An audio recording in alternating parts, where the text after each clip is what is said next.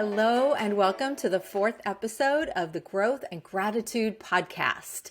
What are 3 things that you are grateful for right now? I have 3 things that I want to share with you that I'm grateful for. One is my incredible clients, my coaching clients. If you are coaching with me right now, it is a privilege for me and an honor to be doing the deep work with you that we're doing together. Secondly, I am so grateful for my friends. I have wonderful friends who I get to do fun things with and have meals with and talk about life with. And I am so grateful for every single one of my friends. And third, I am incredibly grateful for yoga. I may have said this one before. I may be grateful for yoga more than once on this podcast. Forgive me. I love yoga, and it helps me so much emotionally, physically, and definitely mentally. So those are the 3 things I am grateful for. Now, what are you grateful for? Say them out loud, 3 things at least. And if you need to pause this recording or video to do that, please go ahead and do so.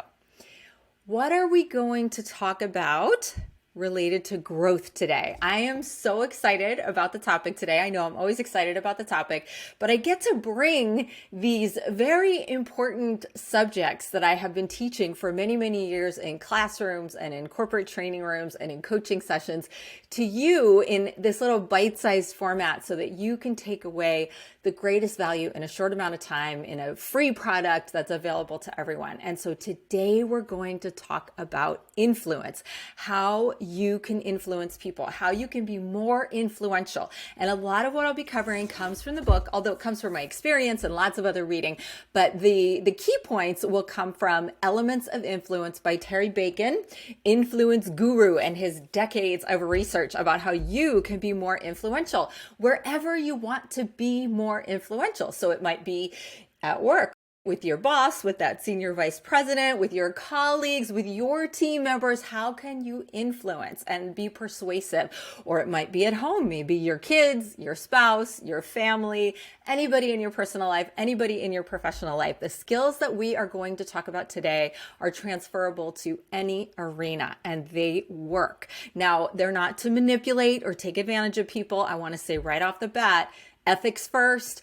I hope and I trust that if you're listening to me, your aim in influencing people is always for the good of all involved. It's never to try to influence someone to do something that would be harmful to them or that wouldn't be in some way of benefit for the greater good for all involved. So, what are we going to cover? First, we're going to start by talking about what not to do if you want to influence people. What are the things that absolutely don't work that we should avoid? Secondly, we'll talk about 2 overarching big picture skills that are absolutely necessary for you to have influence in your life. Third, we'll talk about your top power sources. Where does your power for influence come from? And a lot of that comes from Terry Bacon and, of course, my experience. And finally, we'll talk about the top influence strategies that we want to be using effectively when we want to influence other people. Now, so what not to do? You probably could guess, right? Threats do not work. Coercion does not work. Manipulation, anything, again, where you do not have the best interest of the person you're trying to influence in mind, in your heart, it's not going to work. And this goes for parenting. This goes for your direct reports. This goes for anybody that you want to actually ethically and genuinely influence for the long term. Think about with our kids. If we have threats, if we use negative reinforcement, basic psychology tells us it doesn't work. It may get them to comply in the moment, but the cost will be great. They will not trust you. They will be afraid of you. They will hide things from you. There is so much research to show that when we use negative reinforcement, we get compliance in the moment, but then as soon as that person is out of our sight, they have no incentive or motivation to honor what we've asked for. It was just to avoid the punishment in the moment. So please do not use threats, coercion, manipulation, yelling, violence, of course, anything like that. True influence is mutual respect. It must include mutual respect and honor, no matter what the age difference, no matter the status difference. It is a mindful approach to creating a positive situation for all involved. So that's how not to influence, okay? Please avoid any of those strategies. Now, the two overarching top overall strategies. Now, they're easy to remember because they both start with M, with the letter M. Matching and modeling. Matching and modeling. Now, matching. Okay, this might sound a little bit insincere, but give me a chance here. Let me explain. Matching means that you adapt your style while still communicating in your authentic style, being yourself, being real, being genuine, but you're also kind of meeting the other person somewhere in the middle so that you're matching their style and their preferences in a way that's still authentic for you. So for example, let's say that you're incredibly extroverted and exuberant and you're presenting at a meeting and you're so excited about your ideas and you're just jumping up and down with joy about it. And everyone else in the meeting is super low key. And they're like, okay, can you tell us about the statistics and the facts and the figures on this proposal? And you're like, yes, I'm so excited. I can't wait to tell you. You're not doing a good job of adapting and matching, and your influence capital will be low. I'm not telling you to tone it down to the point where you're not being yourself, but we have a range, we have a repertoire. We can meet other people part way to where they are and still be being ourselves. So if the energy is really low key, can you bring your volume down a tad? Can you bring your energy down just a little bit so that everyone feels comfortable with you? Now, on the other hand, if you're really low key and really monotone and everyone else is really energized, how can you pump it up a little bit and get yourself kind of psyched up so that you're matching people's energies? This is one of the biggest influence strategies, is matching, is trying to find similarity, common ground, and common energy with the other person. Now, this also applies to level of detail. I have people ask me this all the time as a communication expert. Well, should I give the high level bullet points or should I give all the detail? My answer is always this. You know me if you've coached with me. What do you think the person wants? Does your boss want all the details? Does your child sit and listen when you give the 50 reasons why they should eat their vegetables? Probably not. Or does that person prefer for you to do the extra work to say, these are my top 3 bullet points of the recommendations? Some people like a lot of detail. Some people like just the high level bullet points. You can adapt. You can match. That's called matching. Okay. So think about how to be yourself, be authentic, but adapt to the other person's style and preferences. And that is one of the most important communication skills we can ever develop. Now, the second M is modeling. You have got to practice what you are preaching. You will not have influence over your kids. Well, you'll not have a lot of influence long-term and lasting over your kids if you want them to eat healthy, if they see you eating junk all the time. You're not going to have a lot of influence over your direct reports if you tell them you want to see them be on time for meetings and act professional in meetings and you're always late and you're flying off the handle and getting agitated with people easily in meetings.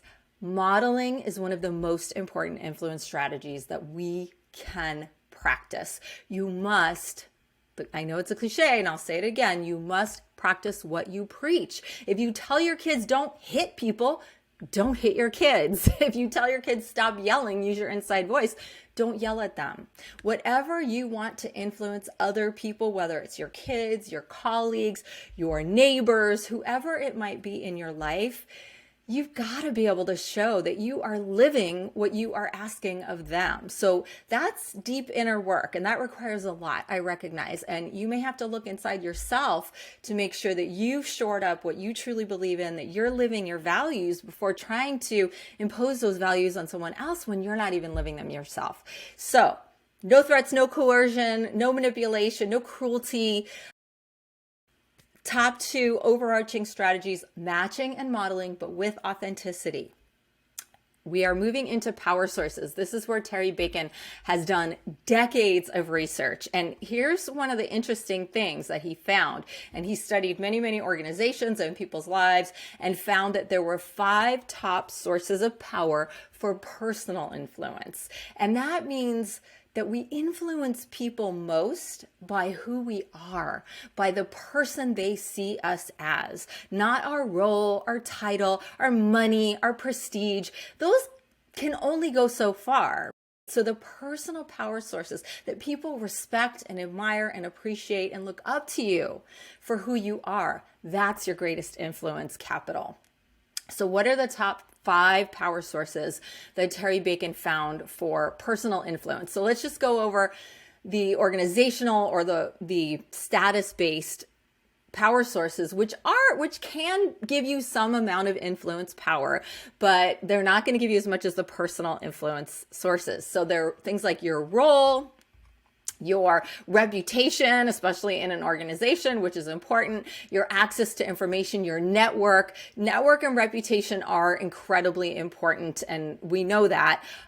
So managing those is very crucial to your success as an influencer, but let's really focus on the personal power sources because those have been found to be the most influential. So one is knowledge. SME, subject matter expertise. That's an acronym we throw around a lot in my business. Are you reading, learning, studying, constantly growing your level of subject matter expertise? This is essential. As a coach, as a trainer, I am constantly taking courses and reading books and just immersing myself so that I can be more knowledgeable about my field, especially communication, executive coaching, weight loss coaching, all of the work that I do, and training around communication skills.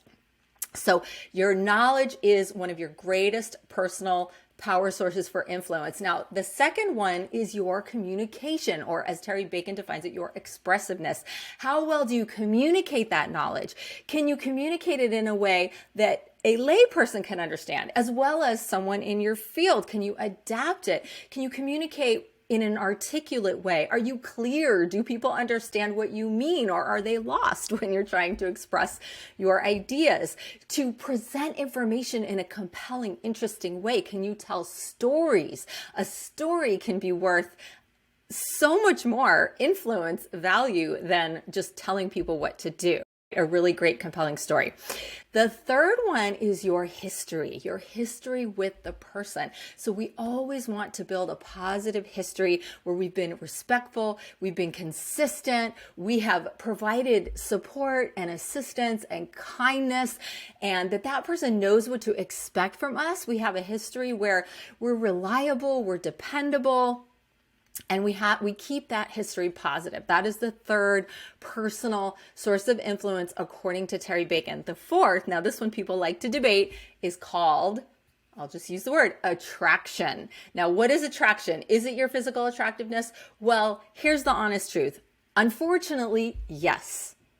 If you hear the same message from two different people and you find one significantly more physically attractive, the research says that you will be more likely to be influenced by that person that you find attractive. I wish that were not true, but it is. So, hey, take it for what it's worth. Use it to your advantage if you want to, but attraction and attractiveness is not enough alone. But what really this is saying that I think all of us can take from it is that it's about likability, similarity, common ground. Are you a person who's friendly, open, genuine, real? Do you make people feel comfortable, or do you make people feel nervous and uncomfortable and intimidated? So it's that attraction is whether or not people are attracted to you because of who you are, your heart and your soul, and that they can feel that you're a good person and that you are trustworthy and that you're open, that you don't divide people. You seek to bring people together, to resolve conflicts, to listen. You're a good listener. Listening is such a huge factor in likability. People who just talk and talk and talk about themselves do not tend to score high on this attraction factor. People who are likable balance it, and you have a lot more influence ability when someone likes you. It's just the truth. So throw attraction out of it. It's likability. When someone likes you, you're more likely to influence them. Let's just be honest. And that doesn't mean that you shouldn't be yourself. It just means try to be your best self and try to adapt and be respectful of the fact that other people are different from you. And that's okay. They're allowed to be who they are. That doesn't mean that you have to criticize them or try to change them. You can just embrace. You can embrace people exactly as they are, find common ground, find similarity, and find that point of attraction that allows you to connect with that person on a genuine, authentic level so that you can influence each other and hear each other out. The final personal power source is actually the most important one. It is number one, and it overrides all the rest. If you don't have this one, the other ones are meaningless, and it is your character as a human being. And that is just described as your trustworthiness, your honesty, your integrity, your dependability and follow through, your respect, the way you treat other people, that you're consistently kind and calm and respectful and decent, you're loyal, your personal ideals and values are ones that can be held in high esteem and that others can relate to. And believe it or not, this personal power source is number one globally. There are always cultural differences that I think are important to take into account, but on this one, it is true cross-culturally. So those are your greatest personal power sources if you want to have influence. And I swear to you, they work with your kids, your family, your home life, as well as at work. All of this has been researched. All of it has been studied.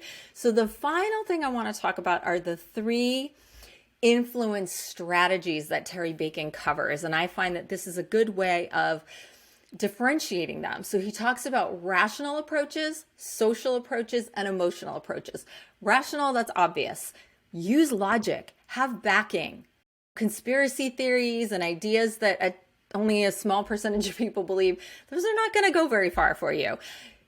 Do your research, do your homework, make sure you have peer-reviewed research, you have legitimate academic scholars, you have people who are held in high esteem in their fields and have been shown to be experts in their fields. And your arguments are logical, they've been tested, they've been studied, and your experts who you are citing are credible. Logic goes a long way. Now, the second one is social approaches. So combining logic with social can be very effective. So social, it's not manipulating, but it is recognizing that when we're warm and we're friendly and we listen to the other person and we genuinely take an interest in their thoughts and their ideas and their concerns, and maybe we go out for a coffee to talk things through instead of just doing a really formal pitch in a conference room or having a serious talk with our child. Maybe we chat about something we want to have influence with while we're playing catch with our child, right? Or going for a walk or a bike ride. Well, be safe on the bikes, but in the park.